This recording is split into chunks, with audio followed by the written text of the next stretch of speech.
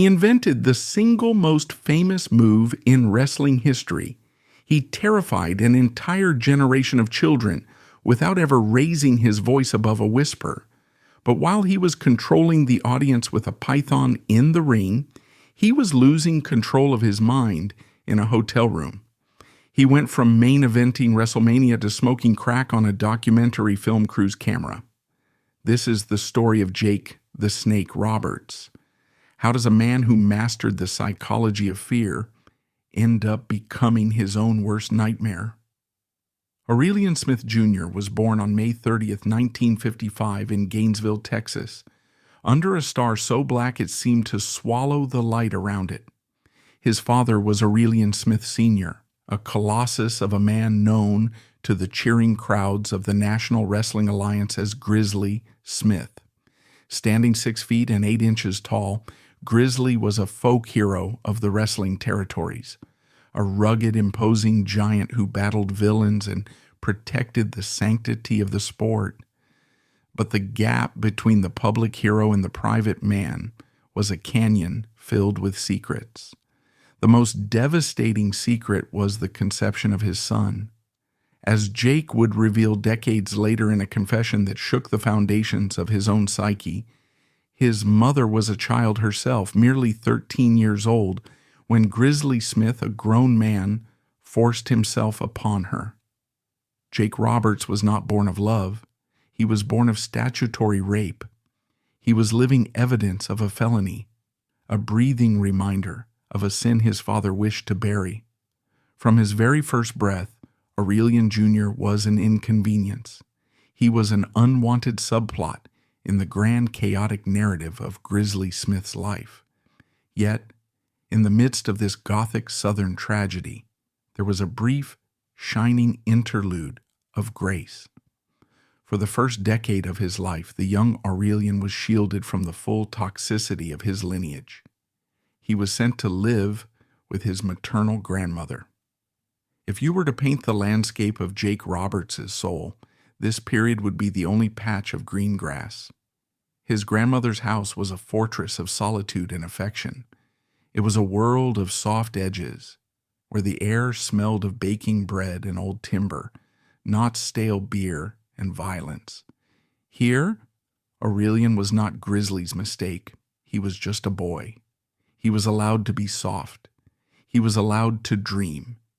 He developed a quiet, sensitive nature, spending hours playing alone, constructing elaborate worlds in his mind where the good guys always won and the bad guys always went to jail, a binary morality that would be shattered all too soon. He loved her with a ferocity that only an abandoned child can muster. She was his anchor. In the few interviews where Jake speaks of her, his raspy voice softens, cracking under the weight of a nostalgia that is almost too painful to bear. She gave him the only foundation of normalcy he would ever know.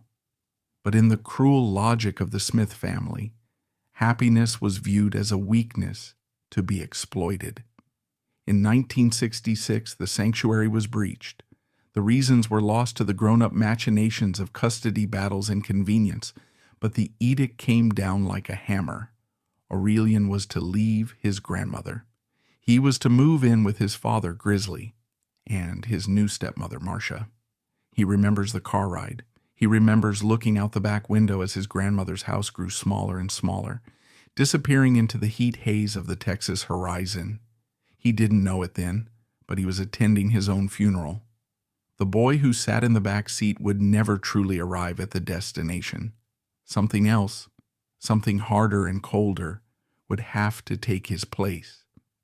The house he arrived at was not a home. It was a prison disguised as domesticity.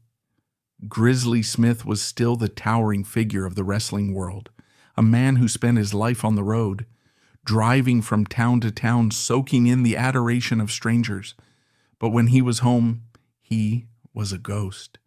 He was a massive, silent presence who occupied space but offered no warmth. He was the mountain that blocked out the sun. But if Grizzly was the mountain, Marcia was the avalanche. In the 2022 A&E biography, And in the raw, unpolished chapters of his autobiography, The Snake's Tale, Jake Roberts details an existence under Marcia's rule that rivals the bleakest horror fiction. Marcia was not simply a wicked stepmother of fairy tales. She was, by Jake's account, a sadist. The violence began almost immediately. It wasn't the corrective discipline of the era. It was assault. There were beatings that left welts, punishments that lasted for days, and a psychological terror that permeated the walls. The young Aurelian learned to walk on eggshells, but in Marcia's house the floor was made of glass. No matter how softly he stepped, something would break, and the punishment would follow. But physical pain, as agonizing as it is, has a ceiling. Bones knit, skin repairs itself. The true destruction of Aurelian Smith Jr. was sexual. Jake has bravely and painfully recounted instances of sexual abuse at the hands of his stepmother. For a young boy in the conservative South of the 1960s, there was no language for this. There was no school counselor to tell, no hotline to call. There was only shame, a heavy, suffocating blanket of shame that convinced him he was responsible for his own violation. This abuse did more than hurt him. It dismantled his understanding of human connection. It taught him that intimacy was a transaction of pain. It taught him that trust was a trap. It taught him that the people who are supposed to protect you are the ones holding the knife. And where was the giant? Where was the hero of the NWA? Grizzly Smith knew. This is the accusation that Jake has carried like a burning coal in his chest. For 50 years, his father knew. The abuse didn't happen in a vacuum. The bruises were visible. The terror in the boy's eyes was palpable. But Grizzly Smith, the man who made a living pretending to fight battles, refused to fight the one that mattered. He practiced a form of malignant neglect. He turned up the volume on the television. He looked out the window. He went on the road. This betrayal by the father was in many ways more damaging than the violence of the stepmother. The violence was active hate. The neglect was total indifference. It told Aurelian that he was not worth saving. It told him he was nothing. The house was crowded with other victims. Jake's younger half-siblings, Sam Houston and Rockin' Robin, were also growing up in this blast radius. They too would eventually run away to the wrestling circus, perhaps because it was the only place that made sense to people raised in madness. But the most tragic figure in the sibling constellation was Jake's older sister, JoLynn. JoLynn was his ally. She was the only other person who remembered the world before Marcia. But the Smith family curse came for her too. In 1979, JoLynn would be kidnapped and vanish from the face of the earth. Her disappearance remains an open wound, a cold case gathering dust in a police archive. But the seeds of her tragedy were sown in that house, in the vulnerability and lack of protection that defined their youth. When she eventually went missing, it felt like the inevitable conclusion to a life where safety was a myth. In this environment, Aurelian changed. The sensitive boy who loved his grandmother began to die. In his place, a survivor emerged. He learned the power of silence. He realized that words were dangerous, that crying invited more pain. He learned to freeze his face into a mask of indifference. If he didn't react, Marcia couldn't enjoy it. If he became a stone, she couldn't break him. He began to dissociate. He would mentally leave his body during the abuse, floating up to the ceiling, looking down at the wretched scene below with cold, detached eyes. This dissociation was a survival mechanism, but it was also the first training session for the snake. He was learning to separate his soul from his actions. He was learning to turn off his humanity. He was becoming a vessel of cold, compressed rage. By his late teens, Aurelian was desperate to escape. He looked at his father, the cheating, the drinking, the lying, and he felt a revulsion that bordered on nausea. He hated professional wrestling. He hated the boys who came through town, loud men in cheap suits who smelled of stale tobacco and desperation. He saw through the glamour of the ring to the rot underneath. "I will never be like him," he promised himself. It was a mantra he repeated in the dark. He tried to build a normal life. He took jobs in construction, relishing the hard, honest ache of physical labor. He wanted to work with wood and steel, materials that didn't lie, materials that stayed where you put them. He wanted to be a husband, a father, a man who came home at 5 p.m. and mowed the lawn on Saturdays. He wanted to be boring. But genetics is a cruel author. Aurelian had inherited more than just his father's height. He had the Smith physicality, broad shoulders, natural athleticism, and a kind of fluid, predatory grace that couldn't be taught. Even on a construction site, he moved like a fighter. And there was the money. The poverty of his independence was grinding. He saw his father flashing rolls of cash, driving new Cadillacs, living like a king on the adulation of the crowd. The construction wages barely covered the rent. The temptation was a slow, creeping rot. The psychological conflict was agonizing. He wanted to destroy his father, yet he desperately craved his father's validation. He wanted to prove he was better than Grizzly, but the only arena Grizzly respected was the ring. To beat the monster, he had to enter the monster's lair. In 1974, the dam broke. At the age of 19, with his pockets empty and his rage full, Aurelian Smith Jr. surrendered to his bloodline. He entered the wrestling business. He started at the bottom as a referee in Louisiana. It was a humiliating initiation. He wore the striped shirt, enforcing the rules in a game he knew was rigged, hovering around the edges of the spotlight. But this period was crucial. While other rookies were busy learning how to fall, Jake was learning how to see. From his vantage point in the ring, he watched the faces of the audience. He saw what made them cheer, but more importantly, he saw what made them stop chewing their popcorn. He realized that the high-flying moves and the shouting matches were cheap pops. They were sugar rushes. They didn't last. He saw that true power wasn't about how high you jumped. It was about when you decided to land. He saw that the most dangerous man in the bar isn't the one screaming at the bartender. It's the one sitting quietly in the corner, watching the exit. He was refereeing, but he was studying. He was analyzing the psychology of fear.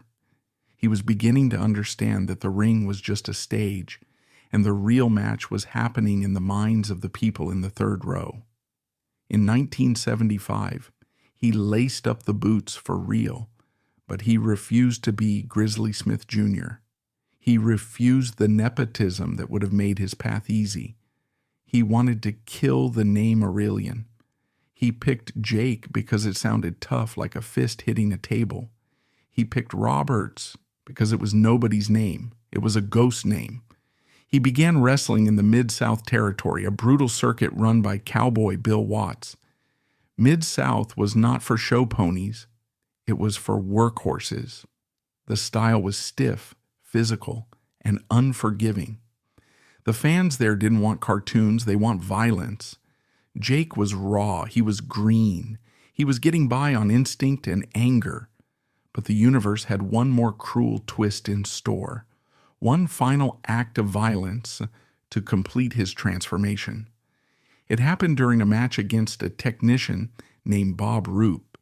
It wasn't a spectacular move, just a clumsy tangle of limbs and gravity.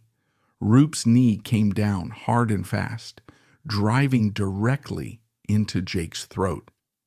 There was a sickening crunch. Jake couldn't breathe. He gasped, but the air wouldn't come.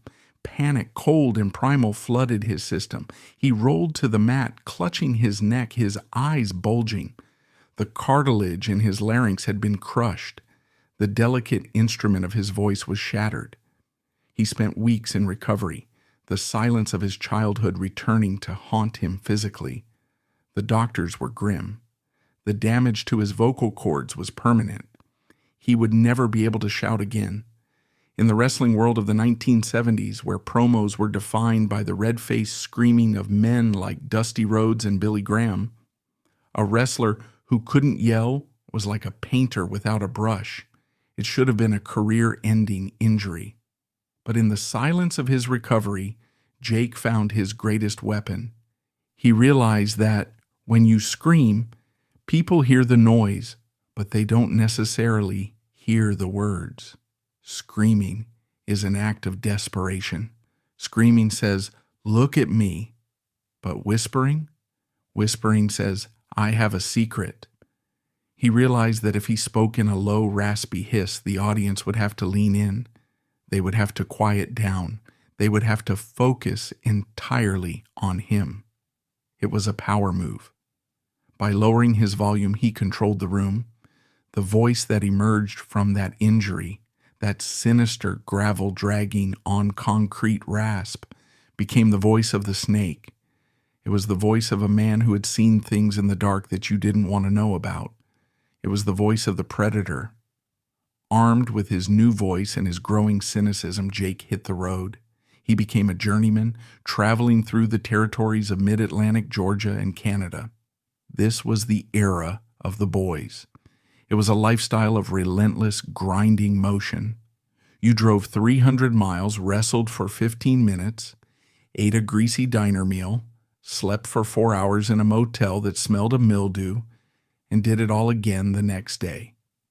It was a lonely, soul-crushing existence, and it was here that the demons of his childhood found their new playground.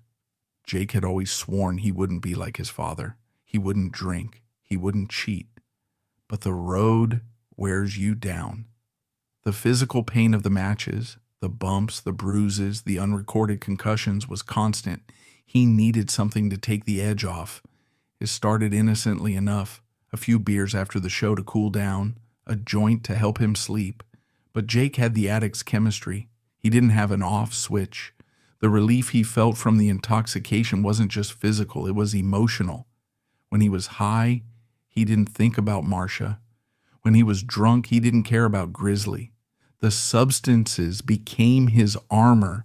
They allowed him to maintain the persona of the cool wrestler, the tough guy who could handle anything. By the late 70s, he was wrestling top stars like Ric Flair and Ronnie Garvin, building a reputation as a solid hand, a guy who could tell a story in the ring. But behind the curtain, the cracks were forming. He was beginning to carry a darkness with him that wasn't an act. He was exploring the psychology of evil in the ring because he was wrestling with it in the mirror every morning. He began to develop a slow, methodical style. He didn't run around the ring, he stalked. He used the short arm clothesline, pulling the opponent into the strike, a move that felt intimate and cruel. He was testing the waters of sadism, seeing how much the crowd enjoyed watching him hurt people. He was becoming a master manipulator. He realized that he could make the crowd hate him, and then with a subtle shift, make them cheer him, simply by changing the tempo of his violence. He was playing God. But every god needs a totem. Every villain needs a weapon. By the dawn of the 1980s, Aurelian Smith Jr. had successfully buried himself beneath the skin of Jake Roberts, but the ghost of his father still haunted the highways. The life of a territory wrestler in this era was not a career. It was an endurance test. It was a lifestyle designed to break the weak and harden the strong, a relentless cycle of violence and travel that chewed up young men and spit them out as broken husks. Jake was now a journeyman, a mechanic in the wrestling parlance, a guy who could go to the ring with a broomstick and have a 3-star match. He was traveling through the famed territories Mid-Atlantic Championship Wrestling in the Carolinas, Georgia Championship Wrestling in Atlanta, and the rugged blood-soaked rings of Mid-South. This was the University of Wrestling. There were no scripts, no writers' rooms, no safety nets. You learned to survive by surviving. You learned to talk by talking. and Jake was learning that his whisper was more powerful than a scream. In the smoky arenas of Charlotte and Greensboro, he watched the masters. He watched Ric Flair, the nature boy, who was everything Jake was not: flashy, loud, blonde, and living a lifestyle of conspicuous consumption. Flair was the sun. Jake was beginning to realize he was the shadow. While Flair promised the girls and the gold, Jake promised pain. He started to cultivate a look that was distinctively unglamorous. He grew his hair long and stringy. He stopped trying to look like a bodybuilder and started looking like a barroom brawler, a man who had slept in his clothes and washed his face with whiskey. It was during these years that the psychological architecture of the snake began to solidify. He realized that fear was a currency. In the ring, he began to slow down. The prevailing style of the time was fast-paced, high-impact action. Jake went the other way. He became methodical. He would grab a wrist lock and hold it, staring into the crowd with those dead, shark-like eyes, daring them to look away. He was forcing them to breathe at his rhythm. But the road was a cruel teacher. The physical toll was mounting. Every night his body was slammed onto canvas-covered plywood. The vertebrae compressed, the knees ground down, the shoulders tore. To cope, the self-medication that began in the 70s escalated into a full-blown dependency. Alcohol was the anesthesia of choice for the boys, but cocaine was the fuel. You needed the coke to drive the 300 miles to the next town at 2 a.m., and you needed the booze to come down at 6 a.m., so you could sleep for 3 hours before the gym. Jake was sliding into the abyss, but he was doing it with a smile. He was one of the boys now. He was living the life his father lived, the life he swore he would never touch. The irony was a bitter pill, washed down with vodka. He justified it as paying his dues, but in reality he was paying with his soul. History often hinges on accidents. Penicillin was a mistake, the microwave was a mistake, and the single most devastating maneuver in the history of professional wrestling, the DDT, was a mistake. It happened in the early 80s during a match with a wrestler named the Grappler. The details have become mythologized, passed down like folklore in locker rooms, but the core truth remains. Jake was in a front face lock, a standard rest hold used to catch breath and call the next spot. He was backing towards the ropes, intending to break the hold or transition into something else, but the Grappler stepped on Jake's foot. Jake slipped. Gravity took over. He fell backwards hard. Because he had his arm wrapped tightly around his opponent's head, he dragged the man down with him. The opponent's face was driven flush into the canvas with a sickening thud. The crowd gasped. It wasn't a cheer. It was a collective intake of breath. It looked like murder. It looked like Jake had just snapped the man's neck. Jake sat up confused. He looked at his opponent, who was groggy and genuinely rattled. He looked at the crowd, who were on their feet, eyes wide. In that split second, the wrestling computer in Jake's brain processed the data. They believed that was real. He realized he had stumbled upon the holy grail of wrestling moves. It was sudden, it could be done to anyone of any size, and it looked absolutely lethal. It didn't require him to lift a 400-pound giant over his head. It didn't require him to climb the top rope. It just required a headlock and a fall. He named it the DDT. Over the years, people have guessed at the meaning. Drop dead twice? Demonic death trap? Damien's dinner time? Jake, with his dark sense of humor, would later claim it stood for the chemical pesticide diphenyltrichloroethane because it killed everything it touched. The DDT changed everything for Jake. It gave him a finisher that was feared. In an era where finishers were often bear hugs or splashes, the DDT was a sudden execution.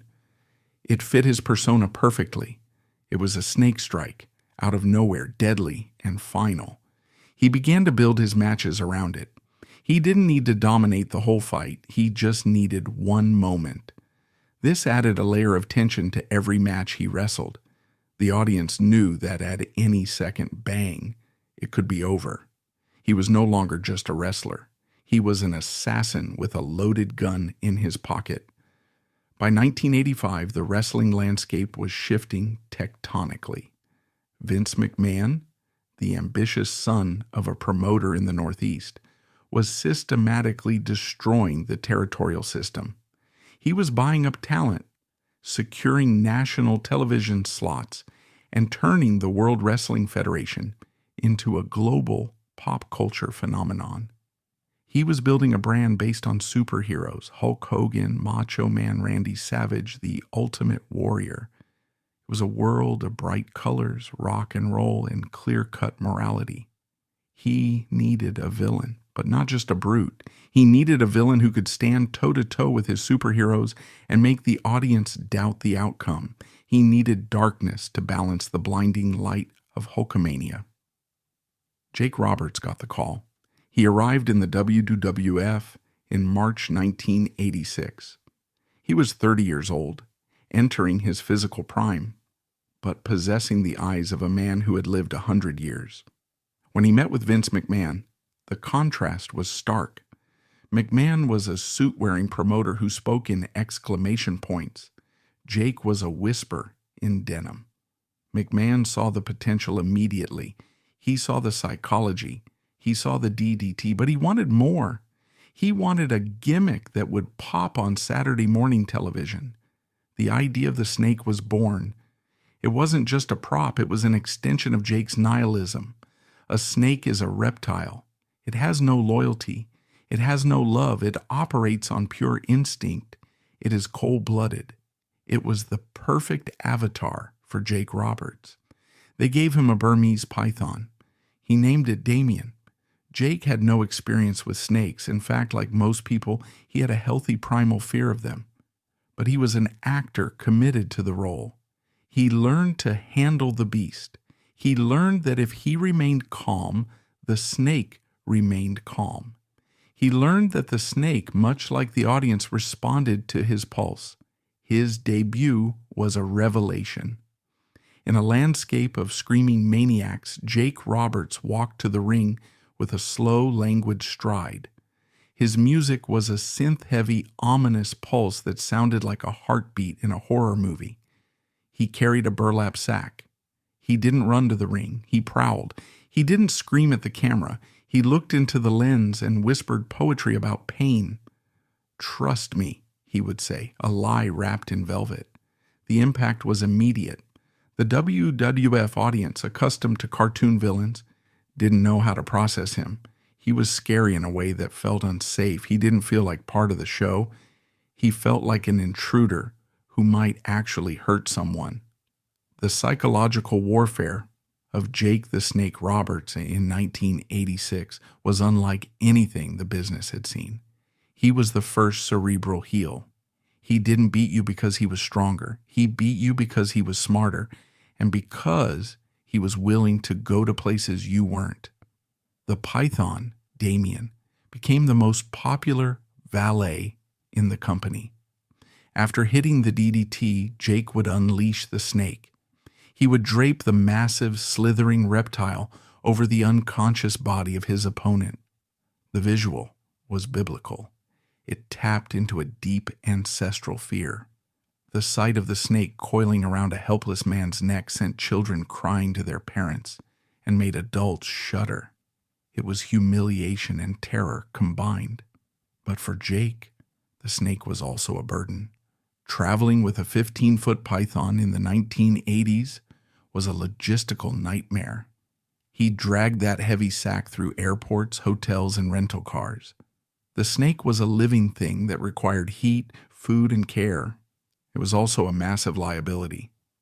The boys in the locker room were terrified of it. Andre the Giant, the immovable object of the WWF, refused to be in the same room as the snake. Jake used this to his advantage. He isolated himself. He became a loner in the locker room, just as he was in the ring. The snake was his only friend, a cold companion that didn't judge him, didn't ask for money, and didn't talk back. But the darkness of the gimmick was bleeding into the man. To maintain the aura of the snake, Jake felt he had to live it. The cocaine use ramped up. The drinking became a daily ritual to wash away the adrenaline of the performance. He was playing a sociopath on TV, and to protect himself from the trauma of his past, he was becoming one in real life. He was numbing himself to everything, his wife, his children, his health. The only time he felt alive was when that red light on the camera turned on. In May 1986, just months after his debut, Jake Roberts was placed in a program with Ricky the Dragon Steamboat. It was a masterstroke of booking. Steamboat was the ultimate babyface, a handsome, athletic, virtuous family man. He was the light to Jake's dark. The feud escalated to a moment that remains one of the most shocking in the history of televised wrestling. It happened on Saturday night's main event, a primetime slot on NBC. Before the match, Jake attacked Steamboat. The script called for a DDT on the floor, but in 1986, there were no padded mats on the outside. It was just concrete, covered by a thin layer of industrial carpet. Jake grabbed Steamboat in the front facelock. The crowd screamed. Steamboat, a consummate professional, gave Jake the signal. Jake fell back. Crack! The sound of Ricky Steamboat's skull hitting the concrete floor was sickening. It echoed through the arena. This wasn't a work sound. It was the sound of bone meeting cement. Steamboat went limp. His body seized up. He had suffered a legitimate severe concussion. Jake, ever the worker, rolled Steamboat over and draped the snake across his chest. Steamboat didn't move. The snake slithered over his face, flicking its tongue near his open, unconscious eyes. Backstage there was panic. Vince McMahon was screaming. An ambulance was called. Steamboat was rushed to the hospital. For Jake, it was a moment of supreme professional conflict. On one hand, he was terrified he had killed a man. On the other hand, he knew he had just created heat that money couldn't buy. The next week, Jake didn't apologize on TV. He doubled down. He looked into the camera and said he enjoyed the sound of the impact. He said he slept like a baby. It was cold. It was heartless. It was perfect. The feud made Jake a superstar. It proved that he was dangerous. It proved that the DDT was lethal. And it proved that Jake Roberts was the best talker in the business. But the incident also highlighted the brutality of the era. Steamboat returned to the ring weeks later, arguably too soon, to finish the feud. They worked matches around the country where the tension was palpable. The fans genuinely believed Jake wanted to end Steamboat's life. What truly separated Jake from his peers was the microphone. In an era of shouting, cocaine-fueled ramblings, Jake's promos were soliloquies. They were dark poetry. He didn't talk about winning belts. He talked about stealing souls. He used metaphors of rot, decay, and darkness. He spoke like a cult leader. "You don't want to play cards with me," he would whisper, holding a burning cigarette, the smoke curling around his fingers like a tiny snake. "Because I deal from the bottom of the deck, and the Joker is always wild." He was channeling his childhood. He was channeling the fear he felt in his stepmother's house. He was channeling the manipulative charm of his father. He was taking all the poison that had been injected into him as a boy and spitting it back out at the camera. He was the Lucifer of the WF. He was tempting the audience to embrace the dark side, and it was working. By late 1986, a strange phenomenon was occurring. The fans were starting to cheer for him. They were chanting DDT, DDT. They were bringing rubber snakes to the arena. The counterculture was embracing Jake. He was cool. He was an outlaw. In the Reagan-era America of just say no and moral majorities, Jake Roberts was the guy in the leather jacket smoking in the boys' room. He represented the rebellion against the clean-cut image of Hulk Hogan, Vince McMahon noticed. He realized he had a problem. His villain was becoming too popular to be a bad guy.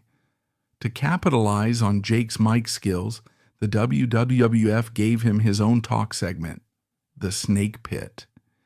It was a set built to look like a dungeon, dark and gloomy. Jake would interview other wrestlers, but he would undress them verbally. He would mock them, manipulate them, twist their words. It was in the Snake Pit in 1987 that the turn finally happened.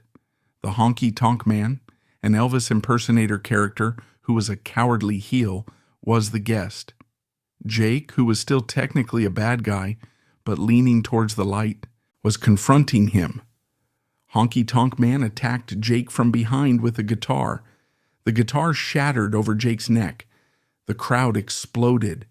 They didn't want to see Jake hurt. They wanted to see Jake kill Honky Tonk Man. In that moment, the face turn was complete. Jake Roberts became a hero. But he didn't change his character. He didn't start kissing babies or wearing bright yellow. He was still dark. He was still a snake. But now, he was their snake. He was the anti-hero. He was the guy you called when you needed someone taken out. This period, entering 1987 and 1988, would be the financial peak of Jake's career. Merchandise flew off the shelves. Foam snakes, t-shirts with his grim visage, posters. He was making millions. But with the money came the excess. The higher he climbed, the deeper he fell. The road was a blur of airports, arenas, and hotel rooms. The pain in his neck from the guitar shot, the pain in his back from the bumps, the pain in his soul from the past, it all merged into a dull roar that only the pipe or the bottle could silence. He was the master of psychology in the ring, controlling 20,000 people with a look. But alone in his room, he couldn't control the one person that mattered. The snake was eating the man, tail first. As 1988 rolled around, Jake was firmly established as a top-tier attraction. He was the gatekeeper to the main event. If you could work with Jake, you could work with anyone. The WWF booked him in a feud with Andre the Giant. This was a David and Goliath story, but twisted. Andre was the massive, unstoppable force, but Jake had the one thing Andre feared: the snake. The story told on television was that Andre was petrified of Damien. In reality, this was a shoot. Andre the Giant, the man who could drink 100 beers and flip a car, was genuinely phobic of snakes. Jake had to navigate this delicate situation. He had to work with a man who was physically deteriorating and who was terrified of Jake's prop. It required immense trust. Night after night, Jake would tease unleashing the snake. Night after night, the giant would retreat, selling the fear. It was a masterclass in less is more. They didn't need to do high spots. The story was the fear. But while Jake was terrorizing giants on screen, his personal life was collapsing. His marriage was straining under the weight of his addictions and his absence. He was a stranger to his children. He was sending money home, but he wasn't sending himself. In 1989, the law finally caught up with him. He was arrested in Orlando for aggravated battery. It was a bar fight, a drunken, messy brawl that ended with a man named John Bartlett accusing Jake of assault. The charges were serious. He faced jail time. The curtain of kayfabe was pulled back, revealing not a cool, calculating mastermind, but a messy, violent drunk. The WWF legal machine helped, and the conviction would eventually be overturned due to ineffective counsel, but the cracks were visible. The mugshot of Jake Roberts didn't look like the snake. It looked like Aurelian Smith Jr., a scared, angry man with dead eyes. Yet, the show went on. It always does. Vince McMahon needed Jake. The fans needed Jake. And Jake needed the adoration, because it was the only love he felt he deserved. He returned to the ring, the cheers washing over him, drowning out the doubts. He was the master of the DDT. He was the coolest man in the room.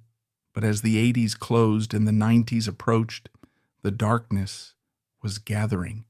The party was almost over. The golden era was ending, and the era of darkness was about to begin. The drugs stopped working as well as they used to. The pain was getting sharper, and the snake was getting hungry. As the calendar turned to 1990, the World Wrestling Federation was operating at the zenith of its pop culture powers. Hulk Hogan was the American demigod, the Ultimate Warrior was the neon-tasseled ascendant, and the product was largely defined by broad, cartoonish strokes. Amidst this technicolor landscape, Jake Roberts remained the anomaly, a shading of noir in a comic book world. He was technically a babyface, a hero beloved by the fans, but his heroism was complex, born of a rugged, anti-authority individualism rather than moral purity. He was the gunfighter who rode into town, not to save the day, but to settle a score. However, as the new decade dawned, the psychological toll of maintaining the snake persona while battling the deepening chemical dependency of Aurelian Smith Jr. began to create a dangerous friction. The man was eroding, but the character was about to enter his most creative and manipulative phase. The year began with a feud that, on paper, should have been a disaster. The program with the model Rick Martel.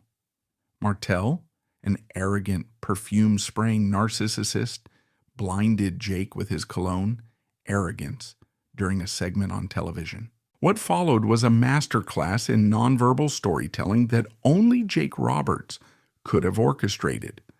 For months, Jake appeared on television wearing opaque contact lenses to simulate blindness, stumbling, reaching out into the void, selling the disability with a commitment that bordered on method acting. He wasn't just wrestling. He was acting out a tragedy of sensory deprivation. This culminated in the blindfold match at WrestleMania 7 in 1991. The concept was absurd. Two men, wearing hoods over their heads, trying to find each other in a 20-foot ring. In the hands of lesser performers, this would have been a farce. But Jake turned it into a piece of interactive theater. He used the audience as his eyes. He would point to a corner of the ring, and 16,000 people would scream yes or no, guiding him toward his prey. It was a profound manipulation of crowd psychology. Jake realized that by removing his own sight, he forced the audience to become participants in the violence rather than mere spectators. He made them complicit. When he finally caught Martel and delivered the DDT, the catharsis was explosive, not because of the athleticism, but because the audience felt they had helped pull the trigger. Despite the adulation, Jake was restless. Being a hero was restrictive. Heroes have to follow rules. They have to smile. They have to kiss babies. Jake Roberts wanted to burn the house down. In 1991, he approached Vince McMahon with a pitch to turn heel again. But he didn't want to be the cowardly heel of the 70s or the screaming monster of the 80s. He wanted to be something more insidious. He wanted to be the devil on your shoulder. The catalyst for this transformation was a feud with the Ultimate Warrior. The Warrior was a chaotic, high-energy force of nature, but his character was mentally fragile. Jake saw an opening. He approached the Warrior not as an enemy, but as a mentor. In a series of chilling vignettes, Jake offered to help the Warrior prepare for his rivalry with The Undertaker by teaching him about the dark side. "Trust me," Jake whispered. It was the most dangerous sentence in the history of wrestling. The 3 trials of the Ultimate Warrior remain some of the most disturbing television the WWF ever produced. Jake locked the Warrior in a coffin. He buried him alive. And finally, in a room filled with live snakes, he instructed the Warrior to walk through the pit of vipers to find an answer in a small casket in the center. When the warrior opened the box, it was empty. "The answer," Jake hissed, "is never trust a snake." A king cobra, a real live hooded cobra, bit the warrior in the face. The reveal that Jake was working with the Undertaker all along was a moment of pure betrayal. But the aesthetic of the turn was what mattered. Jake Roberts had evolved. He wasn't just carrying a python in a bag anymore. He was orchestrating complex psychological torture. He was the Luciferian figure, the fallen angel seducing the naive hero into his own destruction. This was Jake's masterpiece. He was channeling the manipulative, abusive dynamics of his own childhood, the way his father would charm and then discard, the way trust was weaponized in the Smith household, and projecting it onto a global screen. Following the Warrior program, Jake set his sights on Macho Man Randy Savage. Savage was ostensibly retired, living a domesticated life with his on-screen wife, Miss Elizabeth. They held a lavish on-air wedding at SummerSlam 1991, a ceremony that was meant to be the pinnacle of wrestling romance. But every wedding needs a crasher. At the reception, Jake and The Undertaker delivered a gift. When Elizabeth opened the box, a king cobra reared up. The terror was palpable, but the true escalation came weeks later on television. Jake, goading Savage back into the ring, trapped him in the ropes. He pulled the cobra from his bag and allowed the snake to bite Randy Savage's arm. This was not a rubber snake. It was not a trick of camera angles. It was a live cobra sinking its fangs into the triceps of one of the company's biggest stars. The reality behind this segment is a testament to the madness of the era. The snake had been de-venomed, theoretically rendering it safe, but the bacteria in a reptile's mouth can still cause sepsis or gangrene. Furthermore, the snake refused to let go. As Savage screamed and thrashed, selling the pain with manic intensity, Jake had to physically pry the jaws of the serpent off Savage's flesh. Blood poured down Savage's arm. Television censors went apoplectic. Sponsors threatened to pull out. Parents wrote letters of horror. For Jake, it was the ultimate high. He had created a moment of genuine, uncontrolled chaos in a scripted world. He was the most hated man in the industry. But behind the curtain, the snake was consuming the man. The darkness he was projecting was reflecting back onto him. The cocaine addiction had spiraled into a daily necessity to maintain the manic edge required for the character. He was paranoid, volatile, and increasingly isolated. He was living inside the gimmick, and the gimmick was a sociopath. By early 1992, Jake Roberts was burning the candle at both ends and the middle. His alliance with The Undertaker had dissolved, leading to a face turn for The Undertaker. In a symbolic passing of the torch, Jake faced The Undertaker at WrestleMania 8. The match ended with Jake delivering the DDT, only for The Undertaker to sit up. The first time anyone had no-sold Jake's finisher so completely. It was the signal that Jake's era of dominance was ending. The new monsters were supernatural, immune to the psychological games of mere mortals. But the real battle was happening in the boardroom. Jake had been promised a position on the creative writing team by Vince McMahon, a role famously held by Pat Patterson. Jake, with his brilliant wrestling mind, saw this as his retirement plan, his way to stay in the business without destroying his body. He envisioned himself as the architect of the next generation's storylines. However, when the time came, McMahon allegedly reneged on the deal, telling Jake that out of respect for Patterson, the position was no longer available. Jake felt betrayed. The old wounds of his father's rejection reopened. To Jake, an authority figure lying to him was the ultimate sin. He demanded his release. In a fit of rage and pride, he walked away from the biggest wrestling company in the world just as he was at his creative peak. He threatened to no-show at WrestleMania 8 unless he was granted his release immediately after the match. McMahon agreed, but the bridge was burned. Jake Roberts walked out of the Hoosier Dome and into the wilderness. Jake looked south to World Championship Wrestling, the rival promotion based in Atlanta. The executive in charge, Kip Frey, offered Jake a massive contract, rumored to be worth millions, to come in as the top villain and feud with the franchise player, Sting. It seemed like the perfect landing spot. Jake arrived in WCW in the summer of 1992 with fanfare, instantly attacking Sting and setting up a major program. But the curse of Jake Roberts is that timing is always his enemy. Just weeks after Jake arrived, the management at WCW changed. Kip Frey was out. Cowboy Bill Watts was in. Bill Watts was an old-school disciplinarian, the same man who had run the Mid-South territory where Jake had started. Watts hated the large contracts the previous regime had handed out. He hated the lazy habits of the modern wrestlers. He immediately slashed the budget and tore up existing contracts. Jake's $1 million deal was incinerated. Jake was furious. His motivation evaporated. The addiction, which he had been managing with the promise of a big payday and a fresh start, grabbed the wheel.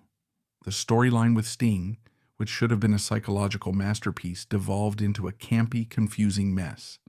It culminated at Halloween Havoc 1992 in a spin the wheel, make the deal match.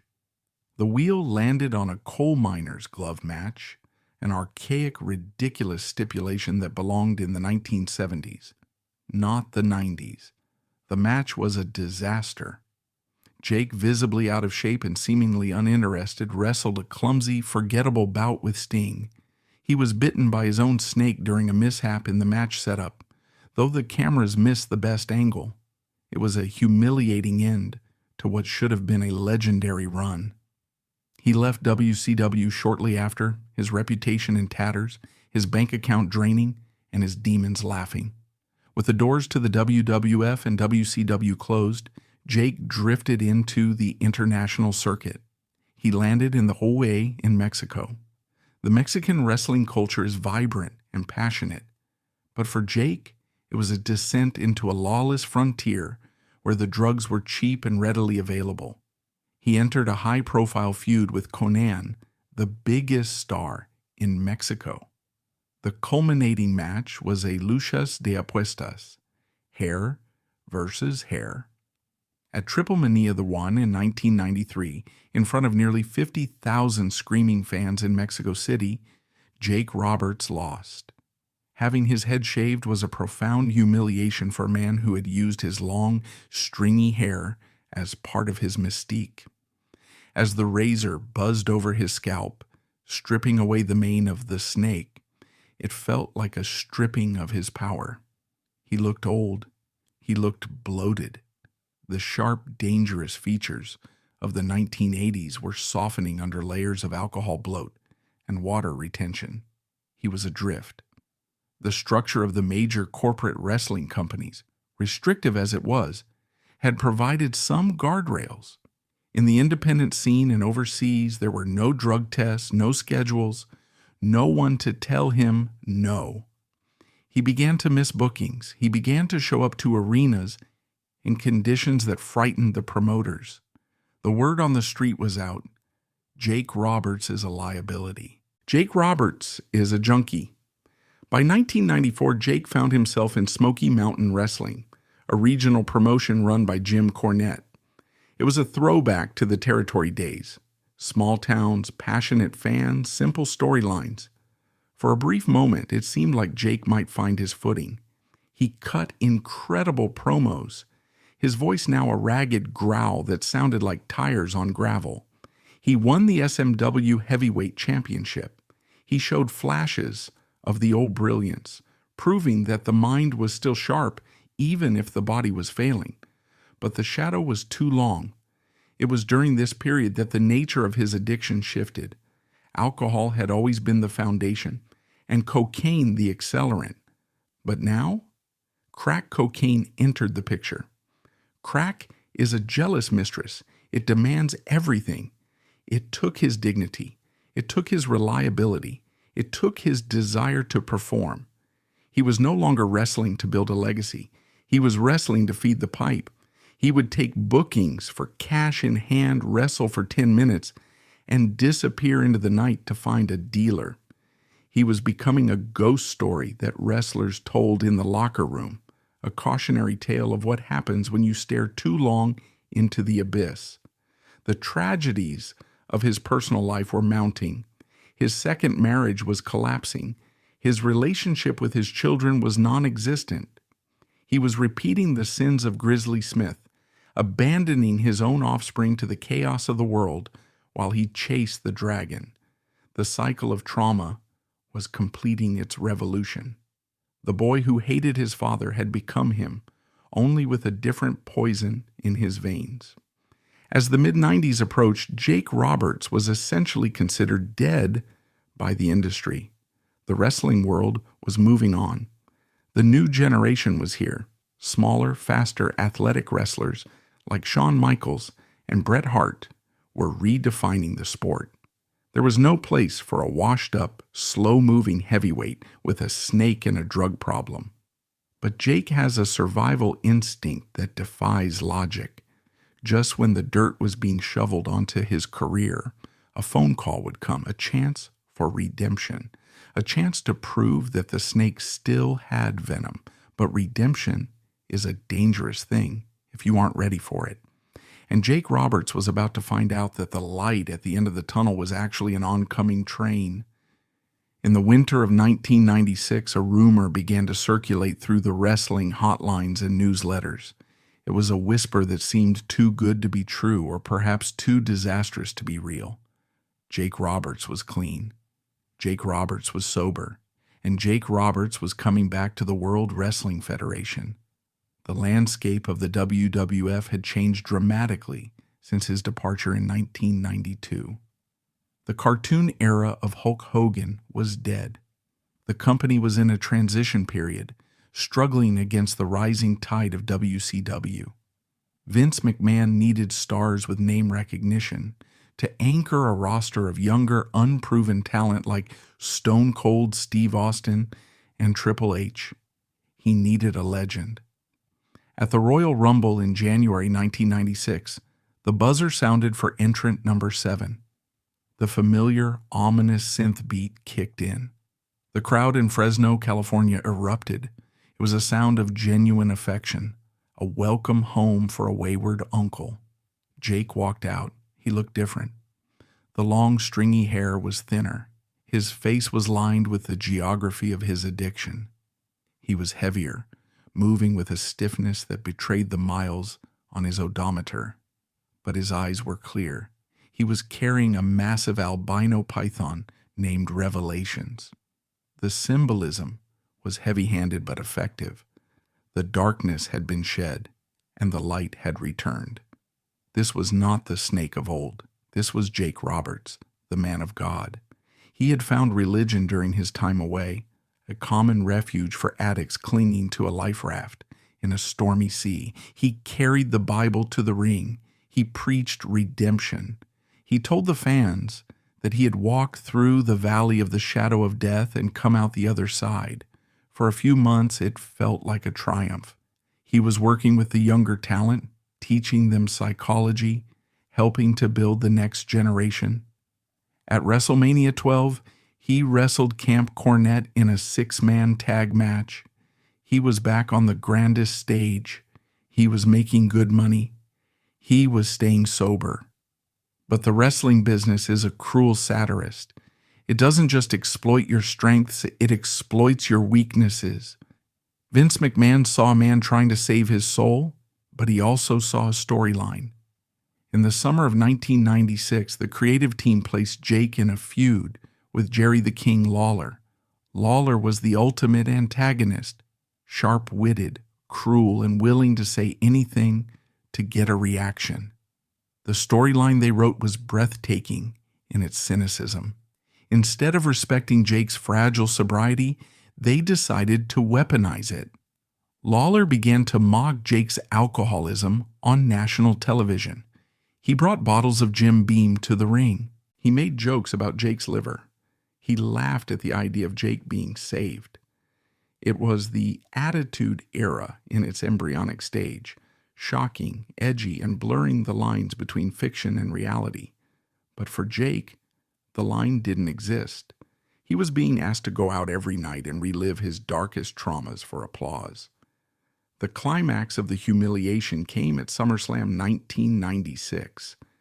After defeating Jake, Lawler poured a bottle of whiskey down Jake's throat as he lay semi-conscious on the mat. Imagine the psychological torture. A recovering alcoholic fighting every minute of every day to resist the urge is forced to have the smell and taste of bourbon forced upon him as part of his job. He had to lie there, choking on the poison that had ruined his life, while 20,000 people watched. Jake later admitted that this angle broke him. It was a trigger of nuclear proportions. The barriers he had built around his addiction crumbled. The whiskey on his lips wasn't a prop, it was a reminder. The shame of the storyline, combined with the proximity to the substance, sent him into a tailspin. The relapse was not a slow slide, it was a cliff dive. The tragedy of Jake's 1996 run is that he is inadvertently responsible for the biggest boom period in wrestling history, but he was the sacrificial lamb that made it happen. At the King of the Ring tournament in June 1996, Jake made it to the finals to face Stone Cold Steve Austin. Austin was a rising star, a roughneck character who drank beer and raised hell, the antithesis of Jake's preacher persona. Before the match, Jake had been injured. His ribs were battered. He could barely move. The match was short and brutal. Austin dismantled him. After the match, Austin grabbed the microphone. He looked at the broken, defeated Jake Roberts being helped to the back, the Bible-thumping preacher who had failed. And he delivered the promo that changed the world. You sit there and you thump your Bible and you say your prayers and it didn't get you anywhere. Talk about your Psalms. Talk about John 3:16. Austin 3:16 says, I just whipped your ass. The crowd exploded. A new era was born. Austin 3:16 became the highest-selling t-shirt in history. Steve Austin became the face of the 90s. And Jake Roberts, he was just the prop. He was the old, broken man who had to fall so the new anti-hero could rise.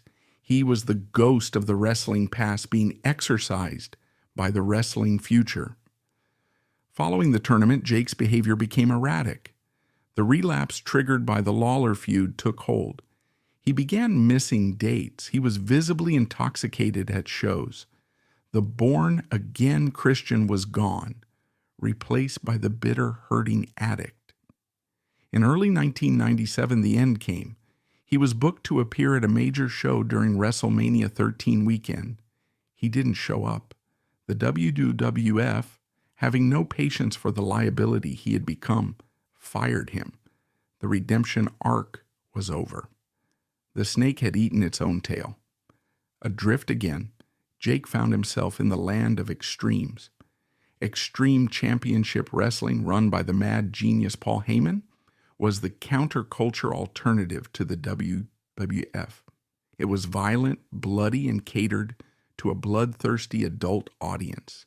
Heyman brought Jake in, hoping to use his legendary psychology to elevate the brand, but the culture clash was immediate. ECW was a locker room of young, hungry rebels who viewed the business differently than the old-school veteran. It culminated in an incident that remains a stain on the history of the promotion. During a match, Raven, the grunge-inspired cult leader of ECW, crucified the Sandman on a wooden cross made of ring ropes. Jake Roberts was meant to be part of the angle, but when he saw the religious imagery mocking the crucifixion of Christ, he snapped. Despite his relapses, Jake's faith was real to him. It was his last tether to sanity. He saw the angle as blasphemous and distasteful. He walked out. He grabbed the microphone and admonished the crowd and the promoter. It was a rare moment of moral clarity from a man whose life was defined by chaos. He demanded the cross be taken down. It showed that even in the depths of his addiction, there was a line Jake Roberts would not cross. There was still a man inside the monster who believed in something greater than the business. He left ECW shortly after, once again homeless in the industry he helped build. If there is a rock bottom in professional wrestling, it has a name, and that name is Heroes of Wrestling. In 1999, a pay-per-view event was organized to capitalize on the nostalgia for 80s wrestling stars. It was a parade of aging legends, many of whom were past their prime. But what happened with Jake Roberts that night was not nostalgia. It was a televised tragedy. Jake was booked to wrestle Jim the Anvil Neidhart in the main event. Before the match, Jake cut a promo backstage. It was incoherent. His words slurred together into a thick, incomprehensible soup. He was sweating profusely. His eyes were rolling back in his head. He was visibly, dangerously intoxicated. When he stumbled to the ring, it got worse. He couldn't stand up straight. He almost fell through the ropes. He pulled his snake out of the bag, not Damien, but a new python, and began to stroke it in a manner that was suggestive and grotesque. He simulated masturbation with the reptile in the middle of the ring. The crowd turned on him. They booed. They chanted, "Drunk, drunk." It wasn't heat. It was pity and disgust. The promoter, panicking, sent King Kong Bundy out to the ring to salvage the segment. Jake was pinned. He lay on the mat, staring up at the lights, a fallen god in a circus of horrors. This broadcast is often cited as the lowest point in his career. It stripped away the last vestiges of his mystique. He wasn't the terrifying snake anymore. He was the town drunk, stumbling around for the amusement of a cruel audience. It was heartbreaking to watch. A public evisceration of a legend's dignity. But the true documentation of his fall was not on a wrestling pay-per-view. It was in a documentary film called Beyond the Mat, released in 1999.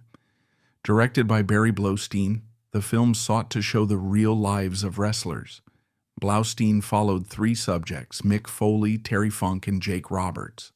The footage Blaustein captured of Jake is some of the most harrowing cinema ever produced. It is not entertainment. It is an autopsy of a living man. We see Jake traveling the independent circuit in the Midwest. He is wrestling in high school gyms and small fairs. He is overweight, his breathing is labored, and he looks decades older than his 40-odd years. But the scene that seared itself into the collective memory of the wrestling world takes place in a cheap motel room in Ohio. Jake has just finished a match. He is alone with the camera crew. He is sitting on the edge of a bed with a polyester spread, and he pulls out a crack pipe. He smokes crack cocaine on camera. He tells Blaustein, with a junkie's delusion, "I'm not going to smoke it all." He talks about his pain. He talks about the noise in his head. Then the phone rings. It is his daughter, Brandy. She is trying to arrange a meeting with him. Jake wants to see her, but he is high. He is ashamed. He weeps into the phone. He covers his face with his massive hands, sobbing with a sound that comes from the bottom of a well. He hangs up the phone and looks at the camera. "You don't know what I've been through," he whispers. "You don't know the nightmare." In that moment, Jake Roberts ceased to be a wrestling character. He became a human symbol of addiction. The film stripped away the kayfabe forever. We saw the direct line from the boy locked in Marcia's closet to the man smoking crack in a Motel 6. We saw that the snake was just a mask he wore to hide the tears. The documentary ended with Jake reconciling briefly with his daughter, but the text on the screen at the end of the film was ominous. Jake was still struggling. The happy ending was a mirage. As the new millennium dawned, Jake Roberts drifted further into the darkness. He became a nomad, taking bookings anywhere in the world that would pay him cash. In 2004, he was living in the United Kingdom. He was touring the small British wrestling circuit. But his life was in such disarray that he could barely care for himself, let alone another living creature. He had a snake with him, one of the many successors to the original Damien. But Jake was often absent, lost in days-long benders of alcohol and drugs. The snake was left in a garage, neglected. The Royal Society for the Prevention of Cruelty to Animals raided his home. They found the snake dead. It had died of starvation and pneumonia. The creature that had made him famous, the symbol of his power, had been allowed to rot because its master was too busy killing himself. Jake was charged with animal cruelty. It was a charge that carried a potential jail sentence. But Jake didn't stay to face the music. He fled the country, returning to the United States, leaving behind a warrant and a legacy stained by negligence. This incident alienated many of his remaining fans. Wrestling fans could forgive the drugs, they could forgive the bad matches, but cruelty to an animal? That was a different kind of sin. It suggested a total collapse of empathy. It suggested that the darkness had finally consumed the last pieces of Aurelian Smith Jr.'s heart. Back in the U.S., the legal troubles continued. In Colorado, he was arrested for failing to pay child support.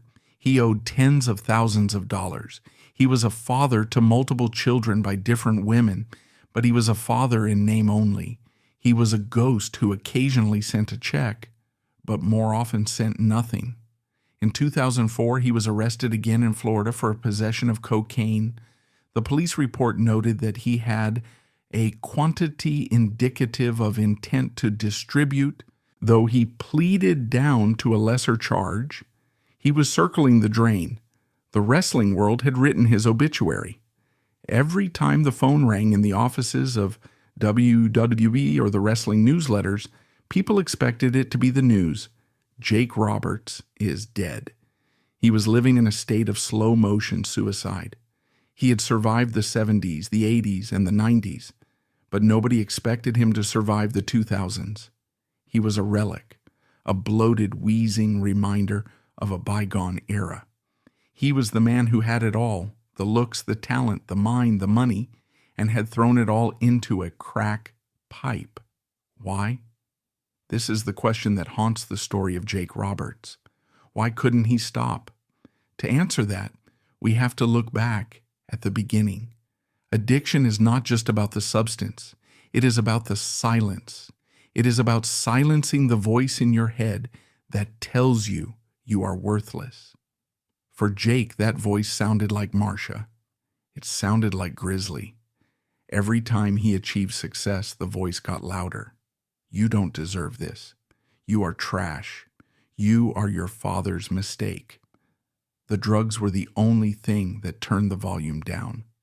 The snake persona was a shield, but it was also a trap.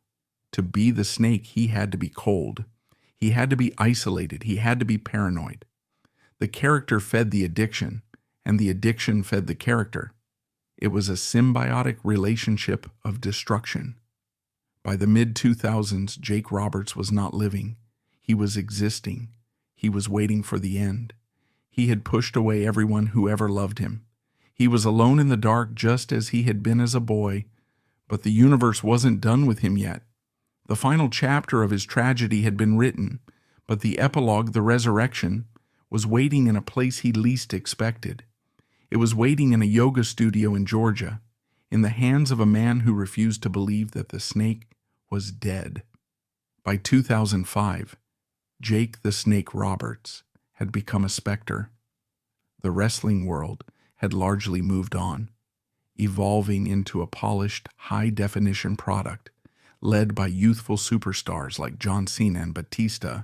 But on the fringes of the industry, in the dimly lit gymnasiums and VFW halls of rural America, the ghost of Jake Roberts still roamed. He was wrestling not for glory, but for survival. Promoters would book him for a few $100s, hoping his name on the marquee would draw a handful of nostalgic fans. And Jake, needing the money for his next fix or his next bottle, would agree. The sight was tragic. He had ballooned in weight, his once lean frame now hidden under layers of bloat. The movements that used to be predatory and precise were now sluggish and painful. He couldn't take the bumps anymore, his body ravaged by decades of unprotected falls and untreated injuries, simply refused to cooperate. So he relied on the one thing that hadn't abandoned him, his psychology. He could still grab a microphone and hush a crowd. He could still hit a short arm clothesline. He could still hit the DDT, though getting back up from the canvas was a struggle. But the saddest moments happened after the matches. Fans would line up at the merchandise table, mostly middle-aged men who remembered him from 1988. They wanted an autograph, a photo, a moment with their childhood hero. Jake would sit there, often visibly intoxicated, his eyes glassy, scribbling a shaky signature. He was selling pieces of his past because he had no future. This period mirrors the gritty reality portrayed in the film The Wrestler. Like Mickey Rourke's character, Jake was living in a broken feedback loop, seeking validation from a small crowd of strangers because he couldn't find it in the real world. But unlike the movie, there was no artistic romance here. It was just a slow, grinding decay. In 2025, we now understand the devastating impact of CTE. The symptoms he displayed during this lost decade align chillingly with the condition. The mood swings, the severe depression, the impulse control issues, the memory loss. These weren't just the result of drugs. They were likely the result of a brain that had been rattled inside a skull thousands of times. Remember the concrete floor DDT with Steamboat? Remember the chair shots? Remember the years of taking it stiff in the Mid-South territory? The bill for that violence was coming due. Jake was in constant chronic pain. And in the American healthcare system, without insurance or a steady income, his pain management plan was the street. He used crack cocaine not just to get high, but to numb the physical sensations of a broken body and the emotional noise of a broken brain. It was a form of self-medication gone nuclear. As the years blurred together, Jake began to withdraw even from the independent circuit. He retreated to his home in Gainesville, Texas, back to the very town where the trauma began. It was a symbolic circling of the drain. He lived in a house that became a mausoleum for the living. He installed blackout curtains. He disconnected the phone. He isolated himself from the few friends who still tried to check on him. This was the era of the 300-pound Jake. He had given up. He spent his days sitting in a darkened room, consuming massive quantities of vodka and cocaine, watching old westerns or staring at the wall. He was waiting to die. In later interviews, he would admit that he prayed for death every night. He would wake up in the morning, realize he was still alive, and curse God for the cruelty of another day. His estrangement from his family was total. His children, now adults, had tried. They had staged interventions. They had pleaded. But addiction is a fortress that love cannot always breach.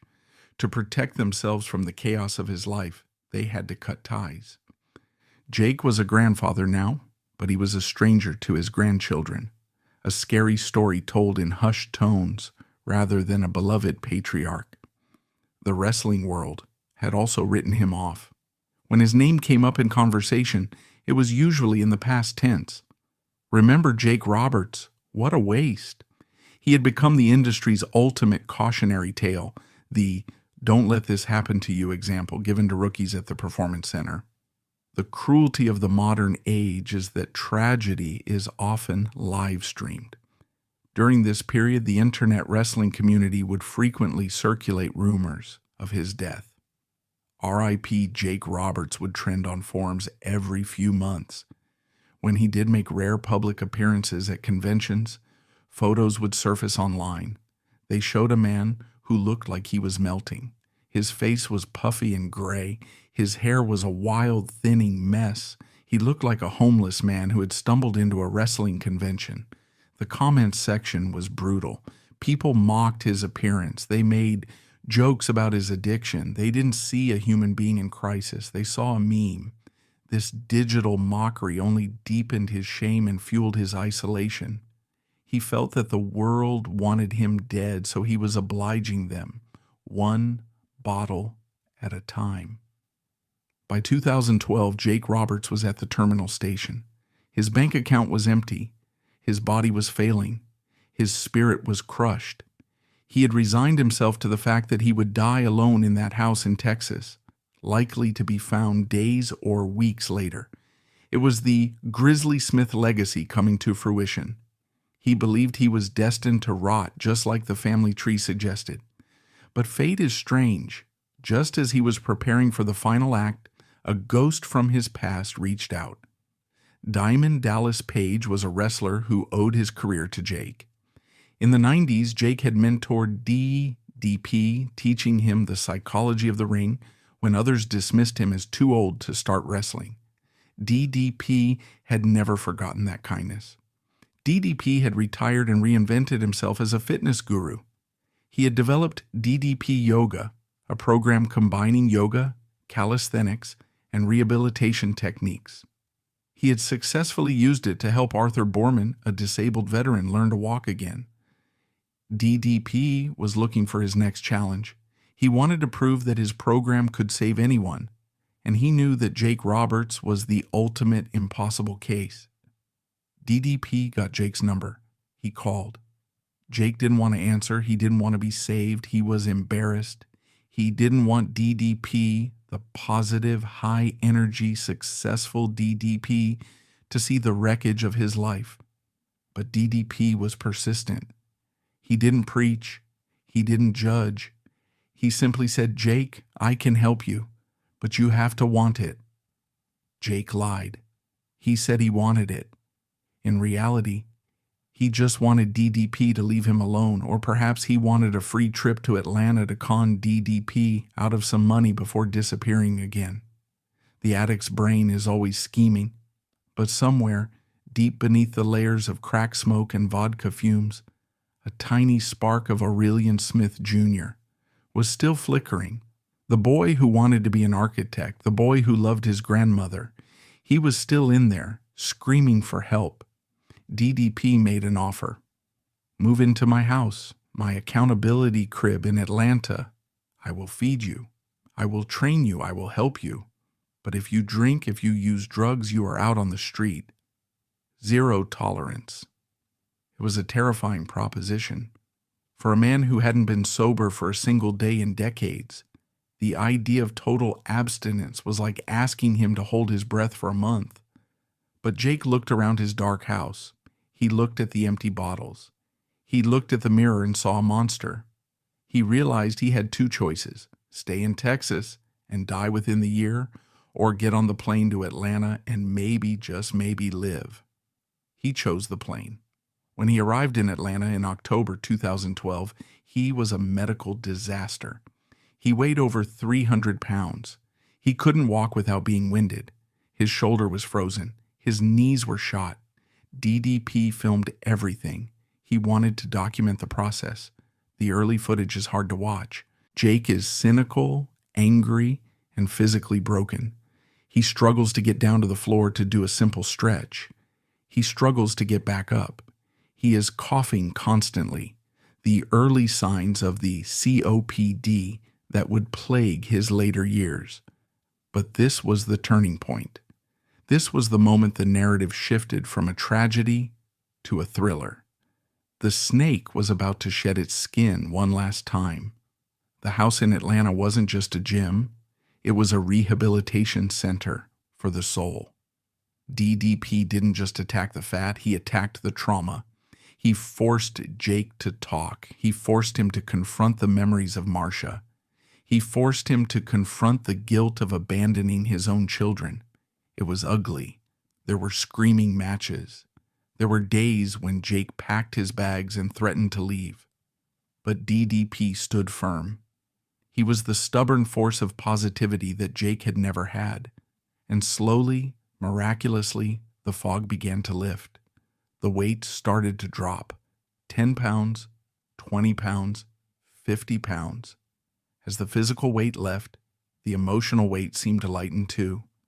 Jake began to see a jawline he hadn't seen in 20 years. He began to feel muscles firing that had been dormant. But the real breakthrough wasn't physical.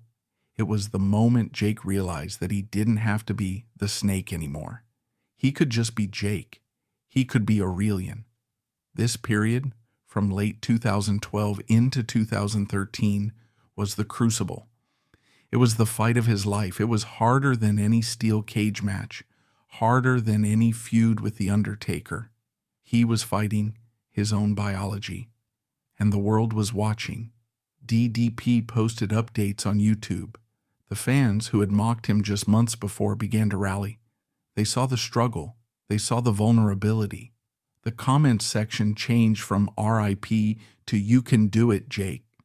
For the first time in decades, Jake Roberts felt something he thought he had lost forever: hope. Just as the light returned, the darkness fought back with terrifying force. The year 2014 became a biblical test of endurance. First, a tumor was discovered behind his knee, cancer. Jake, who would have once used this as an excuse to relapse, instead chose to fight. He underwent surgery and kept moving. Then, the wrestling world finally opened its arms. In April 2014, a clean and sober Jake Roberts stood on the stage in New Orleans to be inducted into the WWE Hall of Fame. It was the emotional zenith of his life. He looked at his family, the children he had abandoned, the bridges he had burned, and offered a public atonement. He delivered the line that became his new mantra: "My history is not my destiny." But fate wasn't done. Months later, while flying to an event, Jake collapsed. His lungs, ravaged by years of smoking, succumbed to double pneumonia. He slipped into a coma. The world prepared his obituary. It seemed the cruelest of endings, to find redemption only to die before enjoying it. But Jake Roberts defied the Reaper. He woke up. He pulled the tubes out. He had survived the ring, the addiction, and the cancer. He wasn't going to let pneumonia finish the job. In the years that followed, Jake didn't just survive. He found a new purpose. He reconnected with his daughter Brandy and began the slow, painful work of being a father and grandfather. Professionally, he refused to fade away. In 2020, he shocked the world by walking out on AEW Dynamite. He wasn't the young predator anymore. He was the grizzled sage, managing the murder hawk monster, Lance Archer, and later advising the chaotic faction La Facción Ingobernable. Jake proved that while his body was broken, his mind was still the sharpest weapon in the building. He could still hush a crowd of thousands with a single whisper. But the bill for his life has come due. The diagnosis of chronic obstructive pulmonary disease has left him with less than 50% lung capacity. Every breath is a conscious effort. He travels with oxygen machines, a constant reminder of the price he paid for his vices. In 2025, the fragility of his existence was highlighted again when he underwent heart ablation surgery to correct a failing rhythm. Fans held their breath, fearing this was the end. But true to form, Jake posted a photo from his hospital bed, tubes in his nose, smiling a tired but defiant smile. "I'm still here," he seemed to say. As we close the book on Aurelian Smith Jr., we are not looking at a tragedy. We are looking at a miracle. Most of the men who lived like Jake Roberts, the hard travelers of the 80s, the addicts of the 90s, are gone. They are names on a memorial list. Jake should be on that list. By all medical and logical standards, he should have died in that hotel room in 1999, or that garage in 2004, or that coma in 2014. But he is still here. He sits on his porch today, 70 years old. The air comes hard to him now. His joints ache with the memory of concrete floors. But his eyes are clear. He is no longer the snake, the character he created to protect a scared little boy from a violent father. He has finally shed that skin. He is simply Jake. He is a man who walked through the fire of childhood abuse, swam through an ocean of addiction, and climbed out of his own grave. He didn't win every match. He didn't save every relationship, but he won the only fight that really mattered. He survived himself. And in the quiet of his life today, far from the roar of the crowd, Jake Roberts has finally found the one thing that fame, money, and drugs could never give him.